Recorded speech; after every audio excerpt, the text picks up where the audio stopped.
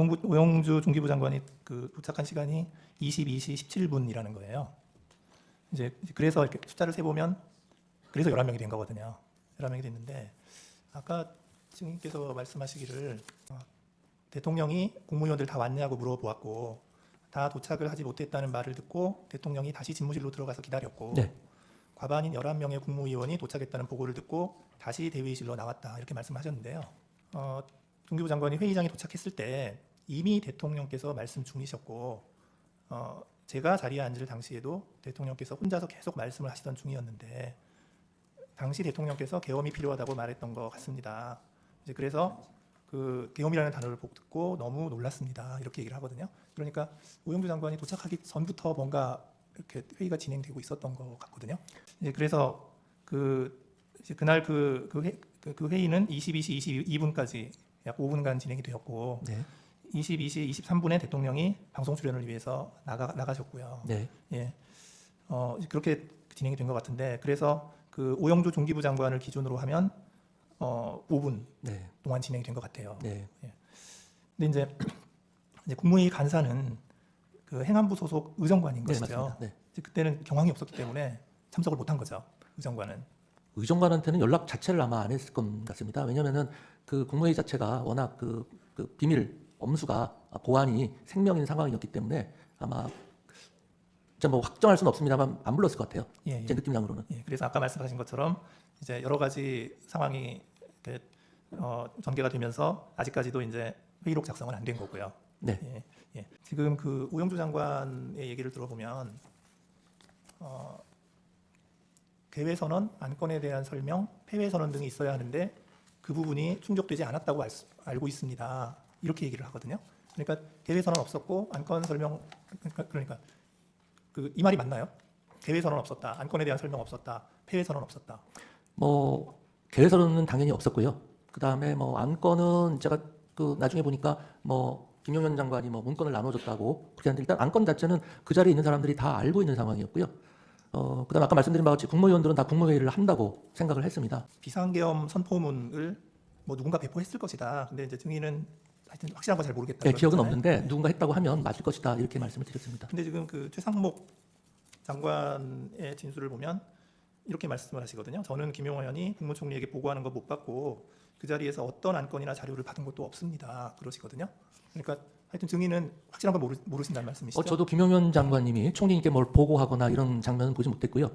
그다음에 한 가지만 더 말씀드리면 제가 행안부 장관 2년 넘게 재임하면서 국무회의를 100번 훨씬 넘게 참석을 했습니다.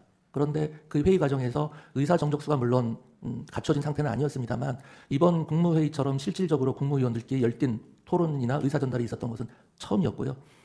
이튿날 개최된 해제 국무회의는 뭐 성립했다는 데 대해서 아무도 이론을 제기하지 않는데 다른 요건은 갖추어졌을지 모르지만 해제 국무회의는 불과 1, 2분도 안 되는 그냥 아주 방금 끝나버린 그런 상황이었습니다.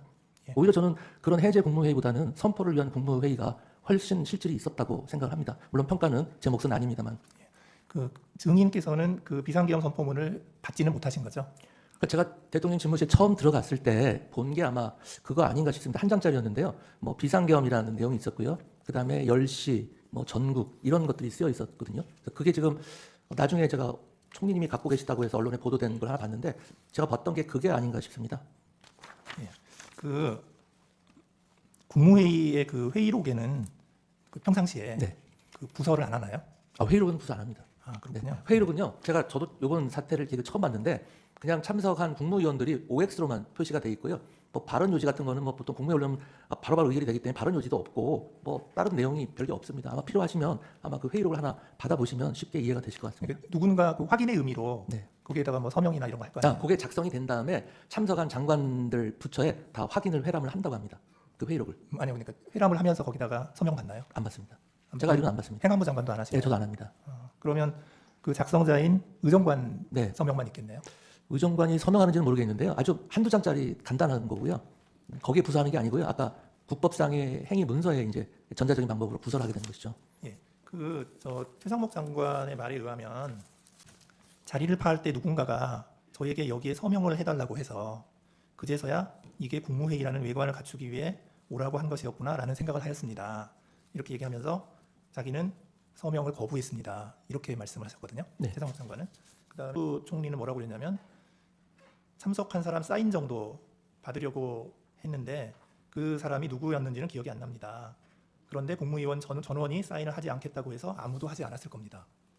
이렇게 얘기를 하는데, 그리고 이제 최상목 장관은 한마디 더 하세요. 뭐라고 하시냐면 12월 4일 다음 날이죠. 다음 날 00시 40분에 그 소위 F4 회의, 그러니까 이창용 한국은행 총재, 김병환 금융위원장, 이복현 금융감독원장과 F4 회의를 진행을 했다. 그 자리에서 최상목 장관이 제가 서명을 하지 않고 나왔다. 나는 사퇴할 것이다. 라고 얘기했다는 거거든요.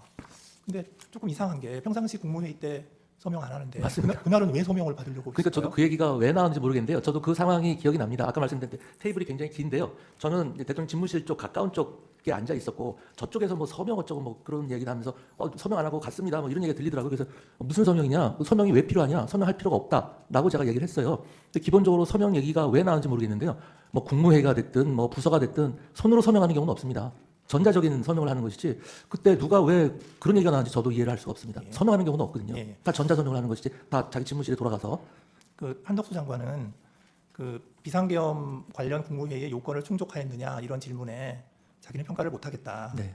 이제 그런데 자기 생각에는 간담회 정도 되는 것 같다. 이렇게 말씀을 하셨고요. 그다음에 오영주 장관은 중기부 장관은 저는 그냥 회의지 국무회의라고 생각하지 않았습니다. 이렇게 말씀을 하시고요. 장관도 그날 모였던 것이 국무회의라고 생각을 하지는 않습니다. 이렇게 말씀을 하시고 계셔서 참석하시는 분들이 내가 지금 국무회의를 하고 있구나 이런 생각을 못 하셨던 것 같거든요. 근데 증인께서는 네. 이게 지금 국무회의라고 생각을 하셨던 건가요? 그렇습니다. 제가 아까 말씀드렸다시피 저는 그 자리에 계신 대부분의 국무위원들은 국무회의를 한다고 생각했을 거라고 아까 말씀을 드렸습니다. 그 이유는 아까 한 걸 결국 반복을 하는 건데 총리님께서 국무회의에 대해서 대통령께 말씀드려 갔었고 그래서 그 자리에 있었던 분들은 국무회의를 한다는 걸 다 알고 있었고요. 그 의사 정족수인 11명이 되기까지 기다린 이유가 과연 무엇인지 제가 묻고 싶습니다. 국무회의가 아니라면 뭐하러 그냥 11명 올 때까지 대통령께서 비상계엄 선포를 30분 가까이 미루면서 기다릴 필요가 없는 것 아니겠습니까? 그래서 뭐 판단을 하시겠습니다만 회의에서 이렇게 절대로 양보할 수 없는 것이 다른 요건을 차치하더라도 의사 정족수 아니겠습니까? 그래서 11명이 모일 때까지 다 기다려서 국무회의를 나름 좌석도 격식을 갖추고 했는데 그분들께서 왜 그렇게 말씀하시는지는 잘 모르겠습니다만 제 생각은 어쨌든 평가야 뭐 사법기관에서 할 것이지만 국무회의를 한다고 저는 생각을 했고 다른 분들도 그렇게 생각을 했을 거라고 생각합니다. 예. 그 부서에 관해서 좀 네. 여쭤보는데요. 헌법 82조는 대통령의 국법상 행위는 문서로서 하며 이 문서에는 국무총리와 관계 국무위원이 부서한다. 군사에 관한 것도 또한 같다. 네. 이렇게 돼 있거든요. 근데 이제 이게 비상계엄은 대통령의 국법상 회의잖아요. 네, 그렇습니다. 그리고 관계 국무위원은 누구인가요? 그게 지금 원래 그 비상계엄을 건의할 수 있는 게 국방부 장관과 행안부 장관이잖아요. 그러면 관계 국무위원은 누구인 거죠? 당연히 국방부 장관이라고 생각합니다. 예. 그 한덕수 국무총리는 자기는 부서고 뭐고 서명도 안 했고 일체 안 했다고 하시거든요. 네, 그리고 증인은 행안부 장관으로서 부서를 한 적은 없는 것이죠. 네 없습니다. 예, 없으시고. 제 소관 업무도 아니었고요. 이번 비상계엄이 제가 건의를 했으면 아마 제가 소관부처 장관이 됐을 것 같고요. 만약에 한다면은 뭐 비상계엄과 경비계엄이 있지 않습니까? 경비계엄을 했다면 아마 제가 소관부처 장관이 됐을 가능성이 높다고 생각을 합니다. 예.